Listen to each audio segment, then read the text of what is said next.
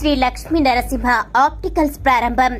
గన్నేరువరం మండల కేంద్రంలో శ్రీ లక్ష్మీ నరసింహ ఆప్టికల్ సేవా కేంద్రాన్ని బీఆర్ఎస్ పార్టీ మండల అధ్యక్షుడు గంప వెంకన్న ప్రారంభించారు.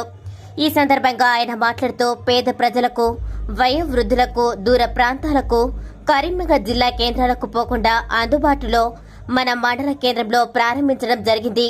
అదేవిధంగా మండలంలోని పేద ప్రజలు ఈ సేవలను సద్వినియోగం చేసుకోవాలని కోరారు. ప్రైవేటు హాస్పిటల్లో ఫీజులు కట్టలేని ప్రజలు ఈ ఆప్టికల్ కేంద్రంలో కంప్యూటర్ ద్వారా కంటి పరీక్షలు చేసుకుని తక్కువ ధరలకే కంటి అద్దాలు పొందవచ్చు అని తెలియజేశారు.